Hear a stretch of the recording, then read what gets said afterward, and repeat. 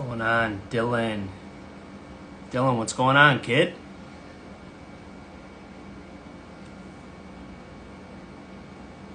How you swinging it? Pitch logic. I'm loving the ball, by the way. Loving it. All right, let's bring in our guest.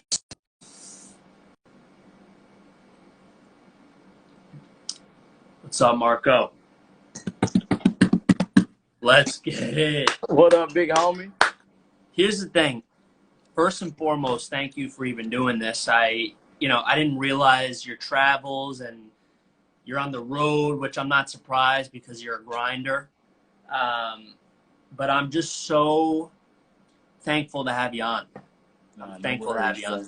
No worries, Jess. I appreciate the opportunity. Anytime I get a chance to go live with like-minded individuals such as yourself, I do it, bro.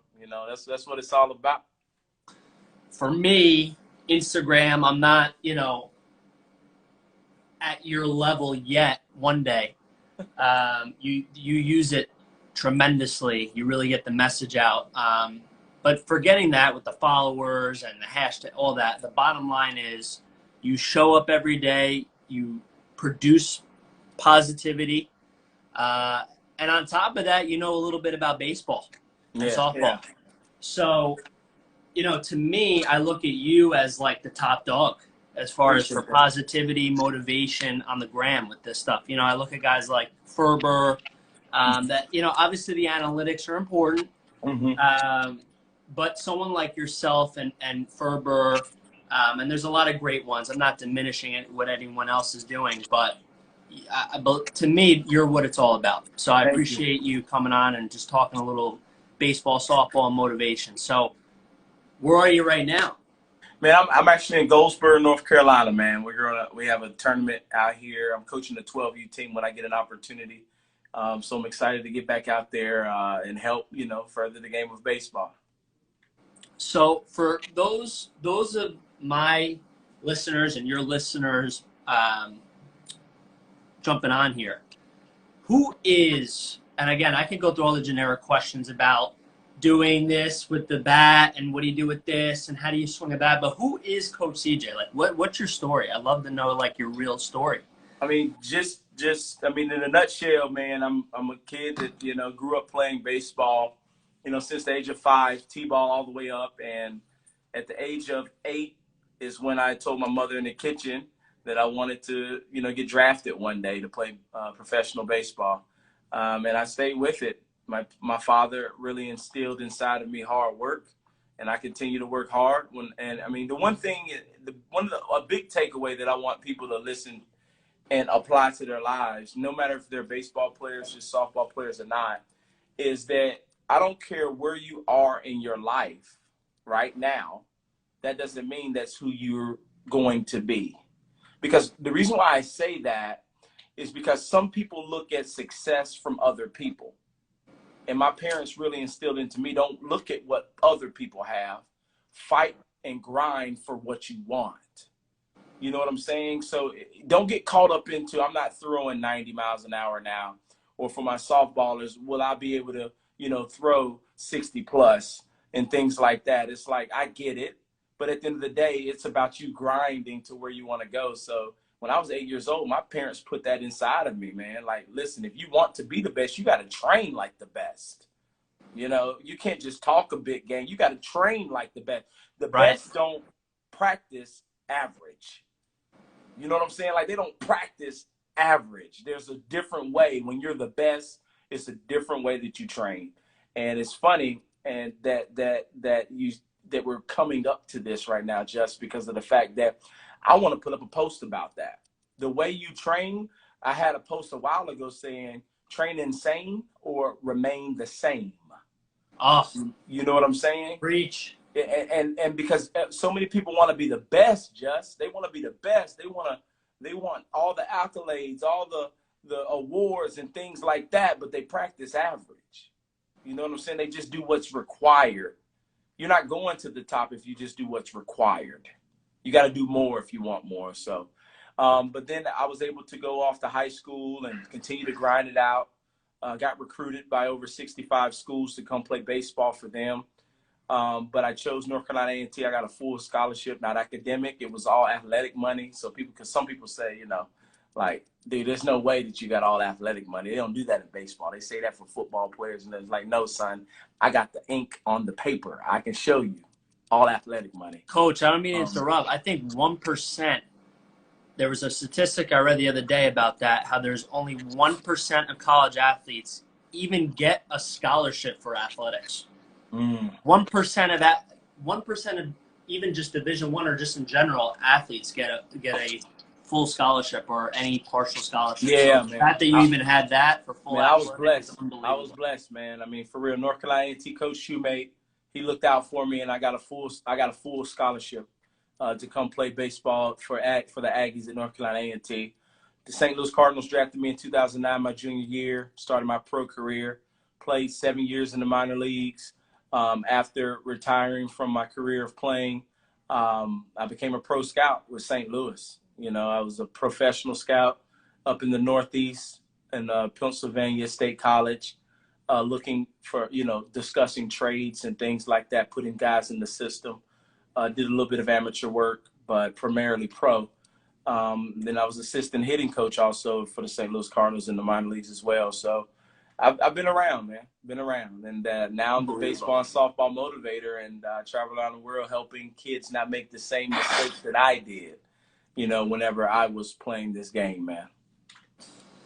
I mean, as beautiful as you just said what you just said, and you tell your story, I'm sure, to many people, I almost think you're underselling your story. I think you're so unique with the aspects, even the music. I mean, I was showing my girlfriend your YouTube videos. It's like a genius within itself. Like, I appreciate it. The rap, which, by the way, you got fire. That's some fire, man. Thank you. So, like, what makes, and I was going to ask this at the end, but like, I think of you and I think about it right away. Like, what is the definition of, like you and I are entrepreneurial. I mean, clearly you're entrepreneurial. In my head, my business is time baseball. It's really taken a big leap in the last year and a half. So we've been doing our thing. But bottom line is, what is success? Like, what is success to you? Success. What is that for a ball player? Well, I would say, the definition of success took me a while to understand growing up, because, you know, when you're younger, you think success is only whenever you make the monetary equivalent in money. Like money. I mean, I'm just being honest. When you grow up thinking, oh, that's what success looks like, it's the person that has the nice car, or it's the person that has the big house, it's the person that's what success looks like. And yes, to a certain degree, and then no. You know, success can be a janitor. Success could be a teacher. Success could be, you know, success in the way that I see it and the way that it's explained on stages. Success is anybody with a predetermined idea that obtains it. A predetermined idea. Like, Justin, you're a success with your business because you saw it first, right? You saw it. You saw what it was going to look like, and you're on this road, this journey to achieving certain goals. So once you've birthed out your brand, you are a success, because it was somewhere in some chair, some car, some bedside where you saw just-in-time baseball, where you saw that. So you are what they call that, by definition, a success. Anybody that accomplishes a predetermined idea. So when it comes to baseball, people are a success. You are a success if you set a goal to make a team and you make it. That's a success. You know what I'm saying? If you're a person that says, this year I want to have less errors, if you obtain that goal, since it was predetermined, you are a success. So I think when it comes to baseball, softball, or sports, things that you predetermine, preseason, pre-game, pre-tournament, you know, pre-practice, and you hit that goal, you're a success. I love that. I tell my players, I mean, I'd love to get your thoughts. I tell my players, the pursuit of your potential is success. Like you pursuing your potential and the Yes. journey is success. Yes. So you've been around a lot of major leaguers, minor league, all great talent. What's something you could tell a younger ball player, and even just for obviously you being a former professional baseball player and a professional coach and being around so many people, what are some things that you could take away, like to be, this is a very big question. I could probably you could probably tell me an answer in like 3 hours, but what makes a professional baseball player? Like what, obviously there's athleticism, they got to throw, they got to hit, but like what's the difference between an amateur and a professional, you being in the scout game? Like what's the difference? The main difference between, let's just break down the difference. The main difference from a major leaguer to a minor leaguer, from minor leaguers to college players, from college players to high school and so on, is, of course, the gaps that are huge, high school to college, because you get stronger and kids get bigger, right? But then as you start to get later in your college career, you've pretty much, like your junior, senior year, you're pretty much as tall as you're going to get. Right. You're not going to, I'm just going to keep growing. No, you're pretty much the size that you're going to be. Now, there's some guys that you can start to get a little thicker, as you get older, but you're not going to continue to grow north and south about your junior, senior year. It's it for you. So, and the reason why I'm saying that is because, well, where is the gap? Where's the difference that differentiates the ones that are close in the college? And it's adjustments, bro.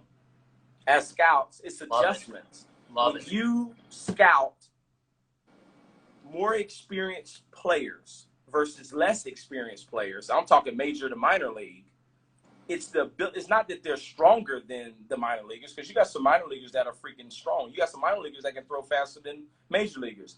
It's the ability mentally for adjustments, how quick they can make adjustments.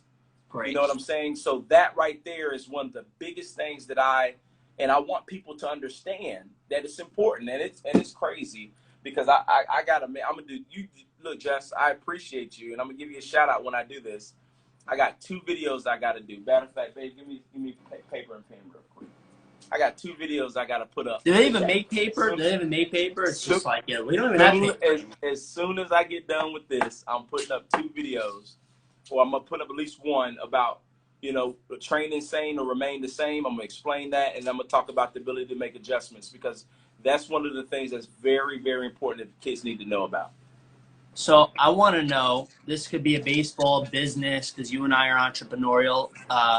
To me, I want to start something, and this is something I love to run by you, like a baseball and business podcast, because I think a lot of instructors like you, Furbs, like we kind of have to understand, you understand this. Like, I think we frowned upon sometimes saying the word money or business or selling your service or your product. Uh-huh. This is a leadership question or a business question. How do you stay so damn positive? How do you, I feel like you're just always positive. I just want to know, and how can a player who's 0 for 27, even though you and I don't know, even agree upon, I think we do agree with that. I'm talking about the idea of what success is in an at-bat or in a season. But the bottom line is, how do you stay positive? What is your anchor? Everyone has an anchor. What's your anchor? You're just ooze with positivity. I mean, my biggest anchor is in faith. I just have faith that what is for me is for me, and I just need to apply the pressure of hard work to it and be ready whenever the next opportunity comes. That's one of the things that I live by. Your attitude goes up and down when you're trying to connect all the X's and O's. You'll run yourself stressed.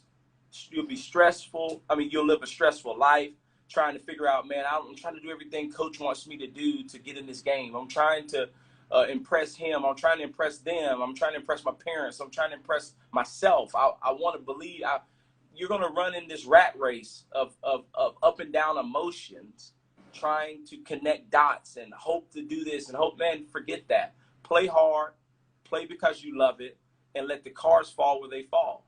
It's just all perspective, you know? So what keeps me positive is understanding that negativity, nothing good comes from it. So why would I focus on it? Like there's nothing good that comes from negativity. So why would I focus and act that way? You know, yes, it's so easy to think negative. Why? Because the only reason, have you ever asked yourself this question? Why is it so easy to think negative? Well, it's so easy to think negative only for the people that hangs around negativity. Right. Like it's not easy to think negative when you're hanging around positive people or surrounding yourself around in positive environments and things like that. You feel what I'm saying? So sure. If you find yourself saying it's just so easy to think negative, it's because you got people saying, I know, you're right, it is. But if you got somebody saying, no, it's not, you just need to change the way you think. Let me help you with that and start to condition your mind. For me, Justin, to answer that question, I make it my business to hang around and with positive people and positive things, because whatever you hang around is what you become. So therefore, if I'm around positivity all the time, then that's what I become. That's what I am. You know what I'm saying? And then I also have a zero tolerance for negativity. Like if I hang around negative people and I start, it's like nails on the chalkboard. If somebody's just very negative and toxic, I get that out of my life. I eradicate it. I don't say, well, you know, he's my cousin, so I can't just kick him to the curb, so I can just hang around it. No, it's just, hey, cuz, how you doing? Yeah, I love you too. I'll see you. I get out of there. I have zero tolerance for it because of where I'm going. Cannot handle negativity. Negativity is not nothing but speed bumps, slowing you down when you're trying to run a freaking race. You know what I'm saying? So crazy. So I got to get out of there. It's so crazy because you brought up like, oh, your cousin. I almost feel like sometimes, I mean, I love my parents, but sometimes, and I know they're going to watch this, and I love them to death. They're phenomenal people, and my cousins and whoever, but sometimes they could be the most negative, not on purpose. And you gotta kind of filter and have that willpower, like you're saying, to kind of assess, this might not be a good message for me. As much as I love my family, my parents, whoever, that particular message might not be the best message for me on my journey, because ultimately you're on your journey. And it's not intentional from people you love a lot of the times. Obviously, they love you. If anyone has any questions, you could just pop on in. But bottom line, you say you are who you hang out with. And I saw you post something, and I knew right away, I knew you were a leader, top dog. I saw you are what you read. I'm assuming you read a lot. I mean, how often are you reading books? Man, my favorite author is John Maxwell. Terrific. He's terrific. Is he a Malcolm North Gladwell. Carolina guy? He's is he, I think he's from North or South Carolina. No, he's not from North Carolina. I'm not sure where he's from. Maybe South Carolina. Yeah, possibly. He's maybe Georgia, somewhere down south. He's my favorite author because I connect well with his literature and the way he gives his stuff. So I encourage anybody to get it. My favorite book is from him is the 17 Indisputable Laws of Teamwork. You know, it really does. He polled and researched and asked questions from some of the top coaches like UCLA, Big J Dub from UCLA, Pat Summitt, legend. Krzyzewski. I mean, he just sat down and had lunch or interviewed these people. They're great friends of his, and came up with these 17 indisputable laws of teamwork. And just looking, if you want to be a great communicator, seriously, if you want to be a great communicator, here's a plug. John Maxwell, I hope you like this. He'll be popping on soon. You know what I'm saying? Go out and get the 17 Indisputable Laws of Teamwork book, and it really open your eyes on communication. As players, as coaches, how to communicate with getting that championship environment, whether it's in your workplace or on your team. It's something that you need to have. But I also like The Energy Bus by Malcolm Gladwell too. The Energy Bus is a great book. Mike Matheny gave me that book in his final year as manager with the Cardinals. He called me in his office, and I was just like, yo, I'm in Matheny's office right now. What's up, Matheny? What's good? He said, you know what? I just got this book right here. I want to sign it and give it to you. I was like, yo. That's awesome. You know, so that was good. Yeah, just a lot of great books, man. I wasn't a big reader when I was younger, just because, you know, you grow up in the era of video games and things like Sure. that. It's like video games, books. Like, I don't understand that. Right. You know, you grow up thinking books are for school only, you know, when they force you to do it. But I noticed that, especially as an entrepreneur, that I needed to grow my mental. I noticed as a baseball player, I needed to grow my mental. And the only way to grow your mental is by asking questions and reading books. Because you have to ask questions to people. Totally. You know what I'm saying? You ask questions to people, and the things you don't know, you ask questions, because that's the fastest way to an answer, is by asking a question.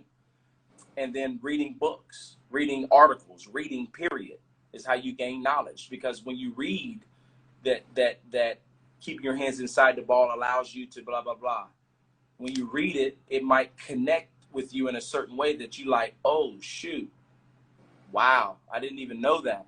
And then you read more, and you're like, man, reading is fundamental. Reading, you get more understanding. Your batting average goes up. You make less errors. You try new things at practice because you cracked open a book that's been dusty upstairs for so long, and you can't put it down because you see yourself growing with it. So, yes, you are what you read, bro. They say leaders are readers. Yep. Leaders are readers. WM, well, I can't even pronounce his name, but we got a question here. What is the best way to bring your teammates up? I'm assuming, I'm going to paraphrase here. What's the best way to pick up your teammates, I'm assuming here? Off when they get down, off of errors, and it drags the whole team down. Like, what's the best way to step up as a teammate and bring the team up? Obviously, there's no one better to ask than you. Man, the best thing that I always encourage players to understand is they, you know, sometimes when I call them early leaders, when you want to be vocal as a leader, you see somebody with their head down. Let me tell you what not to do before I tell you what to do. This is what not to do. This is toxic. It's not helpful. Okay. When somebody makes an error, hold on real quick. My person is calling my hotel. Hello? See, this guy's big time. Yes. Okay. No worries. We'll look for them. All right. Thank you. Somebody's coming with the keys just to make sure those keys work. Okay. So the best thing on what not to do is when somebody makes an error, you don't need to be able to bring it back to their face and say this right here. Hey, come on, man, keep your head up. Let's go. Come on, keep your head up. That ain't helping. That the tone of the delivery is what matters. He doesn't need to have that coaching, talking at you tone of, come on, keep your head up, man. Let's go. Don't throw your helmet. What's wrong? This is a go. This is a team. Like, he don't need that. He gets that enough from his parents. She gets that enough from her parents. She don't need another parent saying, let's go. The best thing that you can do as a teammate is to be able to not state the obvious. Just go over there and say, hey, get the next one. We got you. Don't worry about it. We got you. Get the next one. We got you. You know what I'm saying? I love that. If you're a pitcher on the mound and you're throwing a ball and you finally get that ground ball, right, that you've been wanting to get out of the inning, your shortstop bobbles it. They don't need for you to be like, come on, man, let's go, because you're struggling. They need for you to be like, hey, man, don't worry about it. I'm going to get you another one. I'm going to get you another one. Don't worry about it. Just turn the next one for me. Hey, matter of fact, don't worry about it. Just turn this double play for me when you get the next one. Something encouraging for him to be like, okay, you know what? He's got my back. You know, Justin, it's a fraternity. It's a sorority. Every team you play on, the coach's job or the leader's job should be to build a brotherhood or a sisterhood. So whenever your brother makes a mistake, whenever your sister makes a mistake, they are there to say, we got you. Don't worry. We're gonna figure this out together. When you strike out and you come back to the dugout, somebody should be there to just pat you on the butt, pat you on the back, and pat you on the helmet and say, don't worry about it, bro. We got you. We got you. The next man got you. Don't worry about it. Get up here and let's keep this train moving. Something inspirational. It's so true. It's so well said. I mean, sometimes the best things to say, obviously you being an expert, is just the simplest, like, nonverbal. Just tap on the shoulder. Mm-hmm. As a coach, or you know, that's a good one. That's a good one right here. Athlete 2 said, you're never as good as your last play, only as good as your next. And that's all perspective. Great job right there. But that's all perspective. Don't worry about the last play. Don't let the last play break you. Help it make you. You know what I'm saying? I used to look at when I made mistakes. Great coach, by the way. Phenomenal coach. That's my boy right there, Marco. Coach Marco, talk about positivity. That's what Fantastic. I'm telling you. I can tell. He drips it. He drips positivity. I can see that. And that right there is huge, because if you can learn how to look at, we talked about this on my Instagram. If you can learn how to look at failure is necessary to be great. Like, it's necessary. It has to happen. Like, when you can learn to look at failure as something like, you know what? I needed that to happen today so I can go back to the drawing board at practice and work on it a little bit more. Like, I needed that to happen today to show me that I was not ready. I still need to go back to practice and practice it some more. Don't look at failure as, well, I'm not good. Well, that's it. No. The people that are fighters in life, the people that are fighters in between the lines are fighters at practice. If you can't fight for yourself at practice, then you shouldn't be playing that sport. If you can't handle failure, then you shouldn't be playing anything or doing anything competitive. You don't need to leave your house if you don't like failure. You need to stay at home in a bubble. You know what I'm saying? So at the end of the day, understand that failure is necessary for greatness, for success. 100%. Coach, I know you're on the road and you were kind enough to give me this time. I want to let you go because I know you had a long trip, and obviously I know you're a grinder, but I want to let you go. You gave gold. And I hope to do this again. I just wanted to share this to my students. I'm going to save this, send it out. Anyone that popped in, I hope you got a lot out of it, because obviously I know I did. And I send what I try to do is selfishly, I'm being selfish, is take what you said and just give it to my people. And, to me, it's a win-win. It gets the word out, your word out. And I just want to spread positivity and talk to as many great people like you as possible. So I appreciate you giving us the time. I really No do. worries, man. And dude, you have, I brag about my TBM TSM stamp of approval, man. So you definitely have it. I like what you're doing. Thank you, man. Dude, to be honest with you, Justin, I'm going to be straight up honest. You're at the tip of the iceberg, bro. You haven't even seen your true potential. Your true potential is so big you can't even see it. You know what I'm saying? And that's what you have to, that's what you have to understand, is because your brand is always looking for better. So what happens as you look for better, you'll stumble into greatness. So continue to keep doing what you're doing, bro. You're going to knock on a door and greatness is going to be right behind us soon enough. Appreciate your time. Feel good. Have a good rest. And it's always a pleasure to talk to you. Keep up this amazing work. Thank you, bro. Hey, man, keep doing your thing. Salute, fam. You too. Thank you so much. Thank you.